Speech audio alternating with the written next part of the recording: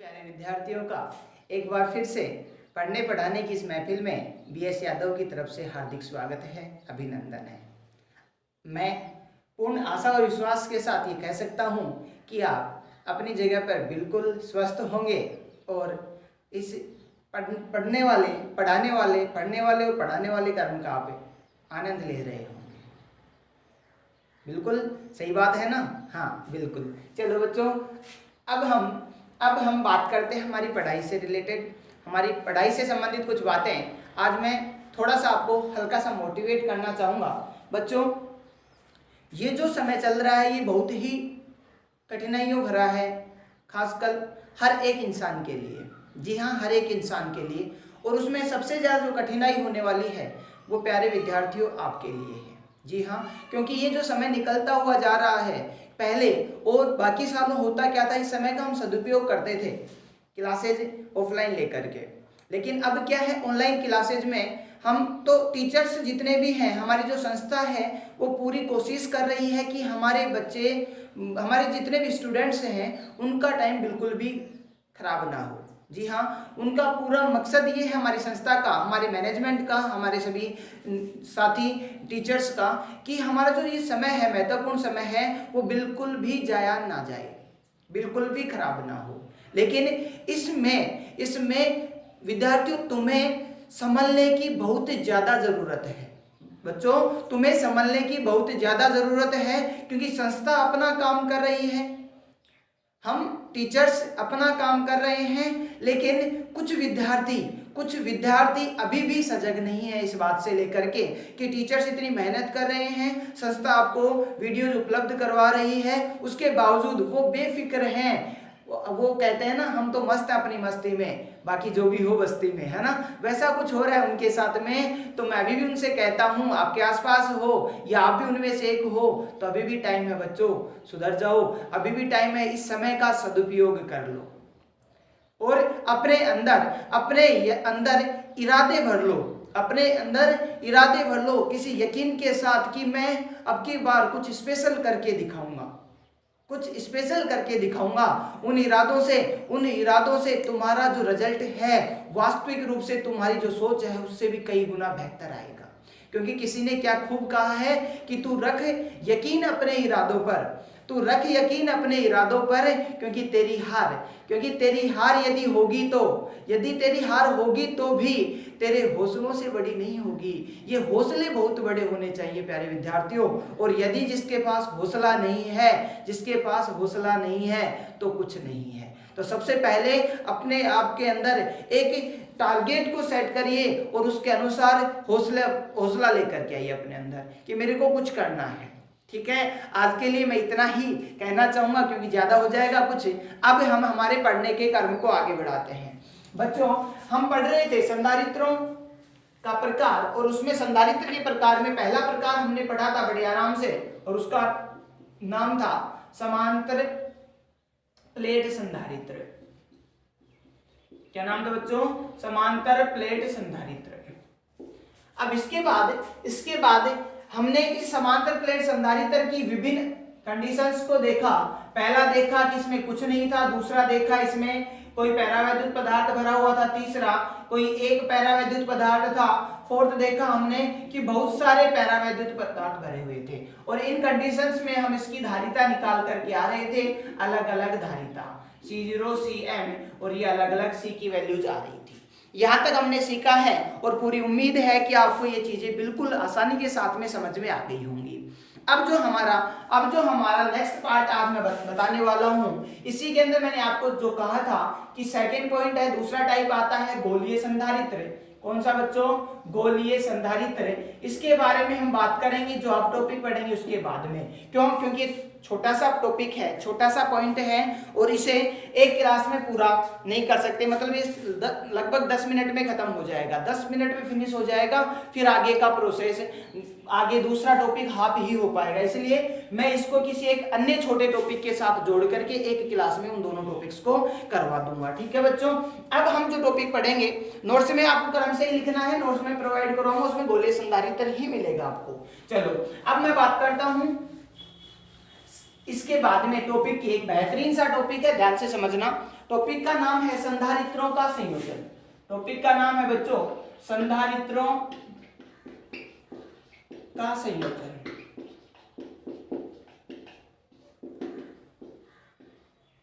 संधारित्रों का संयोजन। ठीक है बच्चों, ये संयोजन है। संधारित्रों का मतलब किन्हीं भी दो या दो से अधिक संधारित्रों को हम एक दूसरे के साथ में जोड़ेंगे। तो जोड़ने के दो तरीके हो सकते हैं, अर्थात ये संयोजन दो प्रकार का हो सकता है। पहला संयोजन इस प्रकार का, दूसरा इस प्रकार का। किस किस प्रकार का? इस प्रकार का। पहले को मैं नाम देता हूं श्रेणी क्रम संयोजन। कौन सा बच्चों, एक बार बोलेंगे मेरे साथ, श्रेणी क्रम संयोजन। बच्चों जो दूसरा है उसे मैं नाम देता हूं समांतर क्रम संयोजन। समांतर क्रम संयोजन। तो आज की क्लास में हम इन संयोजन के बारे में जानने वाले हैं, इन संयोजनों के बारे में जानेंगे और आने वाली दोनों क्लासेज में ये दोनों संयोजन मैं कंप्लीटली आपको सिखा दूंगा, बिल्कुल आसानी के साथ में सिखा दूंगा। तो आओ स्टार्ट करते हैं हमारा पहला संयोजन, जिसका नाम है श्रेणी क्रम संयोजन। कौन सा बच्चों? श्रेणी क्रम संयोजन। नाम है श्रेणी क्रम संयोजन। देखो बच्चों, इस संयोजन में होता क्या है? इस संयोजन में होता क्या है कि मैंने दो संधारित्र लिए। कितने? दो संधारित्र लिए। एक पहला संधारित्र ए नहीं, मैं पी नाम दे देता हूं उसको, पीबी। दूसरा मैंने लिया संधारित्र आर। ठीक है, आप समझ गए होंगे क्यों नहीं लिया, क्यों नहीं लिया, उसका कारण आप समझ गए होंगे। इन दोनों को मैं इस तरह से जोड़ूं कि पहले संधारित्र की पहली प्लेट तो सर्किट से जुड़े, परिपथ से जुड़े।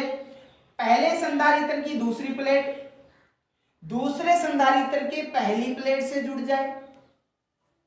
यदि तीन संधारित्र होते तो क्या होता? तीसरे संधारित्र की पहली प्लेट दूसरे संधारित्र की दूसरी प्लेट से जुड़ जाए। और ये क्रम संयोजन यदि चलता रहे तो ऐसे संयोजन को ये हम बोलते हैं श्रेणी क्रम संयोजन। तो यहाँ मैं आपको केवल सिखाऊंगा केवल दो ही संधारित्रों का संयोजन, फिर चाहे कितने का भी कर लेना, आपके सामने एक बेहतरीन सा रिजल्ट आएगा। तो मैंने कहा एक संधारित्र है P, एक है R, और इसको जोड़ करके मैंने एक विद्युत स्रोत से जोड़ा जिसका विभवांतर था V। और जब मैंने कुंजी ऑन की तो आप ध्यान से समझना होगा क्या? ध्यान से समझना बच्चों, बिल्कुल आसान सा है। पहली बात तो ये समझिए, यहाँ V है, यहाँ से इस पर प्लस आवेश है, तो ये प्लस आवेश के कारण से ये संधारित्र भी आवेशित हो जाएगा। किससे? पॉजिटिव चार्ज से। तो यहाँ पर एक पॉजिटिव चार्ज आएगा। जैसे मान लो कि 7 प्लस आवेश, 7 पॉजिटिव आवेश चार्ज इस पर आया। ठीक है, आया? कोई दिक्कत है क्या? नहीं है। यदि 7 पॉजिटिव चार्ज इस पर है, इस पर कुछ नहीं था, तो ये 7 पॉजिटिव चार्ज जो है वो इस पर जो अनावेशित, जैसे मैंने कहा था चालक के समीप आवेशित चालक को लेकर के आते हैं तो आवेश कैटेगराइज हो जाते हैं, बट जाते हैं। तो ये 7 पॉजिटिव चार्ज इधर 7 नेगेटिव चार्जेज को अपनी तरफ अट्रैक्ट करेंगे, यानी कि आकर्षित करेंगे। ये 7 पॉजिटिव चार्ज इसके 7 नेगेटिव चार्जेज को, आवेशों को, हाँ कुछ लोग कह रहे हैं अंग्रेजी बोल रहा है, अंग्रेजी नहीं, सुन लो, 7 आवेशों को अपनी तरफ क्या करेंगे? आकर्षित करेंगे। और बचे जो 7 पॉजिटिव आवेश ये सब बेचारे चले जाएंगे कुछ इस तरह से। ठीक है, और इस प्लेट पे जाकर के ये फिर से आवेशित होंगे कुछ इस तरह से, और आपको कुछ पैटर्न समझ में आया होगा। 7, अब ये 7 यदि है तो यहाँ पे होंगे 7 नेगेटिव। बच्चों ये 7 नेगेटिव ऐसा नहीं है यहाँ पॉजिटिव और यहाँ चला गया, जी नहीं, इस पर चार्ज कैसा था? नेगेटिव। तो ये 7 नेगेटिव भी यहाँ पर आ चुके हैं, 7 नेगेटिव भी यहाँ पर आ चुके हैं। पहली इस समझाइश को आप ध्यान से समझें जो मैंने आपको बड़ी तल्लीनता के साथ समझाई है।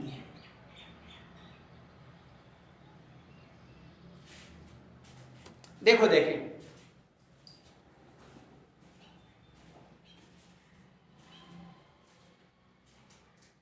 बात समझ में आई होगी यदि आप ध्यान से देखोगे तो।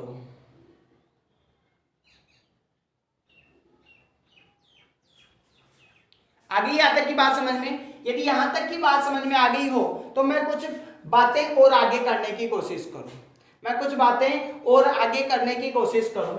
यदि इसकी धारिता हो C, इसका नाम दिया मैंने C1, इसकी धारिता कितनी मानूं? C2, इसकी धारिता कितनी मानूं? C2, ठीक है। इसकी धारिता मानी मैंने C1 और इसकी धारिता मानी मैंने C2। आप ध्यान से समझेंगे मेरी बातों को, आप ध्यान से समझेंगे मेरी बातों को। यदि मैं आगे समझना चाहूं तो इस पर हमारे पास 3 टर्म्स होती हैं, C, Q और V, C, Q और V। देखो बच्चों, यदि इसकी धारिता C1 है, इसकी धारिता C2 है और दोनों पर आवेश परिमाण में समान है या अलग अलग, आप खुद देखेंगे, क्योंकि Q बराबर होता है CV, होता है। तो ये 3 रिलेशन है, तीनों के तीनों। आप देखिए इस पर इक्वल क्या है हमारे पास में, इन पर इक्वल क्या है, इन पर आवेश का मान समान है, Q का मान समान है, या फिर यहाँ पर C धारिता की वैल्यू समान है। धारिता तो समान होगी नहीं, धारिता तो समान होगी नहीं। क्या दोनों पर विभवांतर समान है? तुम कहोगे सर पागल हो क्या, विभवांतर, इसका विभवांतर कुछ अलग, इसका विभवांतर कुछ अलग, यानी कि विभवांतर इसका V1 और इसका V2, इसका विभवांतर V1 और V2। ये V1 और V2 बटा था किसके कारण से? V के कारण से, यानी कि बच्चों V बराबर हुआ V1 प्लस V2 के हुआ। अब कुछ ना कुछ चीज तो समान रही होगी। सर दिख रहा है, आप ही ने तो बता दिया, इस पर 7 प्लस आवेश, इस पे 7 माइनस, इस पे 7 प्लस, इस पे 7 माइनस, यानी कि कहीं ना कहीं Q की वैल्यू दोनों के लिए क्या है? समान है। दोनों के लिए किसकी वैल्यू समान है? Q की। तो आओ यहां से इसके बीच में एक रिलेशन बना, क्या बताओ? Q बराबर C1 V1, यानी कि V1 बराबर Q अपॉन C1। जी हाँ, Q अपॉन C1। ऐसे ही इनके बीच में रिलेशन देखते हैं तो हमारे पास में बनता है V2 बराबर Q अपॉन C2, है ना। और यही तो चीज मैं यहाँ तुमसे पूछना चाह रहा था। V की वैल्यू तो हम जानते हैं, यहाँ से क्या निकाल सकते हैं? V बराबर Q अपॉन C। तीनों वैल्यू तुम्हारे सामने है, रख दो। Q अपॉन C बराबर Q upon C1 plus Q upon C2। Q से Q क्या हो गया? कैंसिल हो गया। 1 upon C1 plus 1 upon C2 की वैल्यू आई 1 अपॉन CK। बच्चों ये C क्या है? ये है तुल्य धारिता। क्या है? तुल्य धारिता। इसका मतलब इन दोनों को हटाकर यदि इस धारिता का अकेला संधारित्र रख दें तो इन दोनों की धारिताओं का वो क्या कर देगा? को रिप्लेस कर देगा वो, ठीक है। तो यहाँ कौन से संयोजन में है? श्रेणी में। श्रेणी क्रम को हम इंग्लिश में बोलते हैं सीरीज, और सीरीज के कारण से इसको मैं दर्शाता हूं CS। क्या दर्शाता हूं? एक बार बोलेंगे CS। तो 1 अपॉन CS की वैल्यू आई बच्चों 1/C1 प्लस 1/C2। ऐसे ही कितने भी संधारित्र होते तो हम सभी को इसी क्रम में लिख सकते थे। पहले यहां तक की भावनाएं आप समझने की कोशिश करें, पहले यहां तक की बातें समझने की कोशिश करें। एक बार फटाफट फिर से मैं आपको रिपीट कर रहा हूं, आप देखें ध्यान से, बिल्कुल आसान सी बात है। एक बार फिर से मैं रिपीट कर रहा हूं आपके सामने।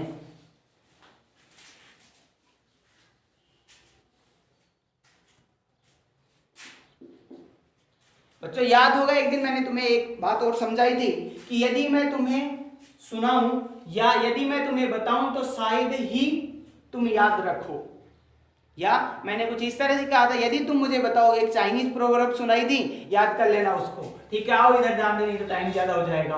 2 संधारित्र थे, दोनों को मैंने जोड़ा सीरीज में, श्रेणी क्रम में, और श्रेणी क्रम का मतलब ये होता है कि पहले संधारित्र की दूसरी प्लेट दूसरे संधारित्र के पहले प्लेट से कनेक्टेड होती है।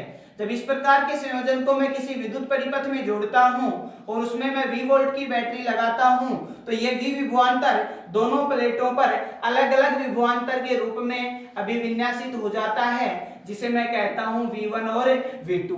बच्चों यहीं से अब मैं थोड़ा फास्टली बता रहा हूं, ये बच्चों यहीं से समझ में आया V बराबर होता है V1 प्लस V2 के, क्योंकि यही विभवांतर तो यहाँ पे बटा। हुआ क्या था इस प्रोसेस में, हुआ ये था कि इसको जैसे ही आप पॉजिटिव आवेश से जोड़ते हो, धनावेशित टर्मिनल से जोड़ते हो, तो ये धनावेश यहाँ पे जाते हैं, और जितने धनावेश यहाँ पे जाते हैं पर आकर्षण बल के कारण उतने ही ऋणावेश यहाँ रह जाते हैं। बचे हुए धनावेश दूसरे पे चले जाते हैं और उतने ही ऋणावेश यहाँ पे हो जाते हैं। ये ऋणावेश इस ऋण टर्मिनल से मिलते हैं, या फिर हम ये भी कहते हैं विभक्त होकर के धनावेश यहाँ पर पहुंच जाते हैं। तो इसी तरह से पॉजिटिव टू नेगेटिव होगा। ठीक है, आगे हम यदि बात करें, मैंने इसकी धारिता मानी थी C1 और इसकी C2, हमने देखा आवेश दोनों पे समान है, यानी कि इस पे भी Q और इस पे भी Q। इसका विभवांतर था V1 और इसका क्या था V2। जब मैं Q V1 और C1 के बीच में रिलेशन देखूं तो Q बराबर हमें पता होता है C1 V1, Q बराबर होगा C2 V2, Q बराबर होता है CV। ये सारी बातें बिल्कुल आसानी से समझ में आ गई होंगी। रख दो, यहाँ से V की वैल्यू मैं निकालूं तो आता है Q/C बराबर Q/C1 प्लस Q/C2। यहाँ से आएगा 1/C equals to 1/C1 plus 1/C2। बच्चों ये C नहीं, हम लिखेंगे CS, क्योंकि ये कौन सा क्रम है, सीरीज है, यानी कि श्रेणी क्रम संयोजन। ठीक है बच्चों, यहाँ तक की बात यदि समझ में आ गई हो तो मैं कुछ बातें और बताना चाहूंगा। आओ श्रेणी क्रम की कुछ स्पेशल बातों से आपको मिलाना चाहूंगा। आइए मिलते हैं। यदि बच्चों इस संयोजन में समान धारिता C के n संधारित्र जोड़ दूं, कितने संधारित्र जोड़ दूं, n संधारित्र, तो होगा क्या 1/CS बराबर 1/C plus 1/C plus 1/C, कितने बार, n बार। कितने बार आएगा, n बार आएगा, यानी 1/CS, यहाँ से 1/C कॉमन आ जाएगा, 1 प्लस 1 प्लस 1 प्लस 1 ऐसे कुछ बचेगा। कितने बार बचेगा बच्चों, n बार। एक एक को n बार जोड़ोगे तो क्या आएगा बच्चों, n आएगा, यानी कि बच गया n/C। 1/CS बराबर n/C। तो इस क्रम में, श्रेणी क्रम में यदि n संधारित्रों को, समान धारिता के n संधारित्रों को श्रेणी क्रम में तुम जोड़ते हो तो तुल्य धारिता आती है C/n। क्या आती है बच्चों, C/n। बात समझ में आ गई। ये हमारी एक इंपॉर्टेंट फैक्ट था, इंपॉर्टेंट बात थी। दूसरी बात मैं समझाना चाहूंगा, ध्यान से समझना। जी हाँ, ध्यान से समझना। मैंने दो संधारित्र माने जिनकी धारिता 2 माइक्रोफैरड और 4 माइक्रोफैरड है। कितनी है, 2 माइक्रोफैरड और 4 माइक्रोफैरड है, यानी C1 की वैल्यू हमारे पास दी 2 माइक्रोफैरड और C2 की वैल्यू हमारे पास दी 4 माइक्रोफैरड। यदि मैं इन दोनों को श्रेणी क्रम में मैं जोड़ दूं, तो 1/CS तुल्य धारिता आएगी 1/2 प्लस 1/4, और जब बड़ी तल्लीनता के से सोल्व करोगे तो आएगा कुछ ऐसा, और ये आएगा 3/4 1/CS। बच्चों जब इसे सोल्व करते हैं तो आता है 4/3, और 4/3 को हम लिख सकते हैं 1.333333। ठीक है, तो ये जो तुल्य धारिता आई, ये आप देख सकते हो, जो छोटे से छोटा संधारित्र था और उसकी जो धारिता थी उससे भी कम है। तो इंपॉर्टेंट नोट, क्या पता चला हमें कि यदि हमारे पास बड़े धारिता, अधिक धारिता वाले संधारित्र हो और हमें जरूरत हो कम धारिता के संधारित्र की, ज्यादा धारिता वाले संधारित्र हो और हमें जरूरत हो कम धारिता के संधारित्र की, तो हम उसे कौन से क्रम में जोड़ेंगे, तो आपके जुबान पर एक ही नाम आना चाहिए। ठीक है, जुबान पर एक ही नाम, श्रेणी क्रम संयोजन, क्योंकि इस श्रेणी क्रम संयोजन में जिन संधारित्रों को तुम जोड़ते हो तो जब तुल्य धारिता आएगी वो तुम जोड़े, उसमें छोटे से छोटे संधारित्र की जो धारिता है ना उससे भी कम आएगी। कुछ भी ले लो, मैंने लिया 4 और 5 माइक्रोफैरड, तो देखो 1/4 प्लस 1/5 यानी क्या आएगा 20, 5 और 4 9/20 1/CS। तो CS की वैल्यू आ जाएगी 20/9, यानी 9 दूनी 18, 2 से ही 2/9। देखो एक था 4 का, एक था 5 का, तुल्य धारिता ही 2 से थोड़ा सा ज्यादा। तो यदि तुम्हारे पास अधिक धारिता वाले संधारित्र है, तुमको लेके आना है कम धारिता का संधारित्र, तो उसे कौन से क्रम में जोड़ोगे? जी हाँ, बिल्कुल सही कहा, एक बच्चे का बिल्कुल सही जवाब है और उसने आंसर दिया कौन से क्रम में? श्रेणी क्रम में। ये था हमारा श्रेणी क्रम संयोजन। बस कुछ सेकंड की बात है, बस कुछ सेकंड की बात है, समांतर क्रम संयोजन भी हो जाएगा। देखते रहिए आज तक समांतर क्रम संयोजन। ठीक है बच्चों, अब तुम समझ गए होगे इस संयोजन में क्या होगा। जो संधारित्र है उनकी पहली प्लेट से दूसरी प्लेट से जुड़ेगी और जुड़ने के बाद उसे हम एक विद्युत परिपथ से जोड़ देंगे और ये जो संयोजन कहलाएगा उसे हम नाम देंगे समांतर क्रम संयोजन। इसमें धारिता C1, इसकी धारिता C2, इसकी धारिता C1, इसकी धारिता C2, ये विभव V। अब ध्यान से देखो, ये दोनों संयोजन में जब धारिता C1 C2 की मैं बात करता हूं, यहां से आवेश गया Q, ध्यान से समझना, यहां से प्लस Q आवेश गया। अब जितना ज्यादा ये ले सकता है वो ये लेगा, जितना ये रख सकता है वो ये रखेगा, क्योंकि ये डिपेंड करेगा दोनों की धारिता पर। ए फ्री है, जितना इसको चाहिए ये ले ले, जितना इसको चाहिए ये ले ले। तो यहाँ आवेश जाएगा Q1 और यहाँ आवेश जाएगा Q2। पिछले वाले में रास्ता एक ही था तो बेचारा Q अकेला ही गया, अब वाले में Q के रास्ते हो गए दो, तो Q1 Q2 अलग अलग आ गए, C1 C2। अब अंतर क्या है दोनों में कि ये दोनों के आवेश अलग अलग है, धारिता तो अलग अलग होगी। अब बचा क्या? विभवांतर। सॉरी, तो देखो ये संधारित्र भी विभवांतर से जुड़ा हुआ है, ये भी विभवांतर से जुड़ा हुआ है, यानी कि ये दोनों के दोनों विभवांतर पे कार्य कर रहे हैं। समझ गए? तो यहाँ Q बटा है Q1 Q2 में, पिछले में V बटा था V1 V2 में। आइए Q बराबर किसके? Q1 प्लस Q2 के। Q की वैल्यू किसके बराबर? CV के बराबर। Q1 की C1 V1, Q2 की C2 V2। अरे ये क्या, V1 और V2 तो एक ही हैं, इसलिए क्या हो गया? C1 V और C2 V। C1 V1 इसके लिए क्या था? V, इसके लिए V क्या है? V2 V। ये लो, V से V कैंसल, बचा क्या? C बराबर C1 प्लस C2।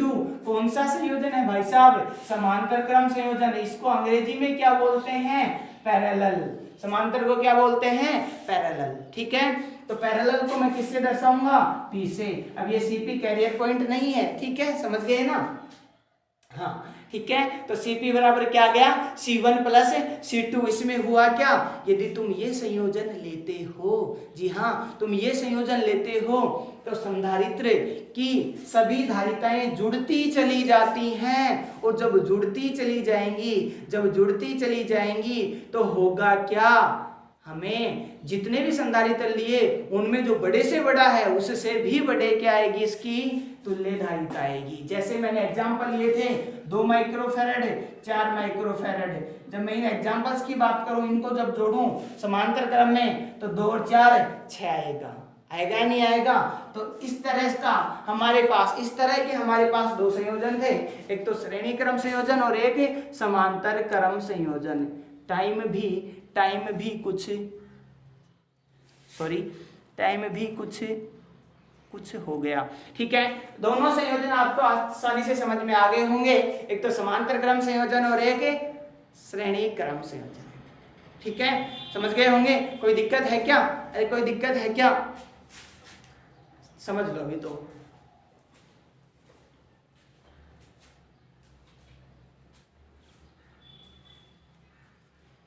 अरे मेरी बात का मतलब समझ गए ना? जो मैंने सिखाया है, जो मैंने समझा है, वो बात समझ गए ना? नहीं समझे? अरे वो तो समझदार, ये भाई तुम्हें कुछ स्पेशल बनना पड़ेगा। वो एक चीज आपने नोट की होगी, क्या? सुनना, बात अगर मतलब की हो तो सब समझ जाते हैं, लेकिन बात का मतलब यदि समझना हो तो वो कुछ लोग ही समझ पाते हैं। लेकिन अगर बात का मतलब समझना हो तो कुछ लोग ही समझ पाते हैं। अब देख लो, यहाँ तक जो बच्चा पहुंचा होगा वो मेरी बातों का मतलब समझ रहा है, और जो समझ रहा है ना वो सच में बहुत आगे तक जाएगा। ठीक है, समझ गए? कोई दिक्कत है यहाँ तक? कोई दिक्कत नहीं है ना? बस आज के लिए इतना ही काफ़ी है। आप सभी को ऑल द बेस्ट, पढ़ते रहें, इसी प्रकार मजे लेते रहें। Thank you, have a nice day.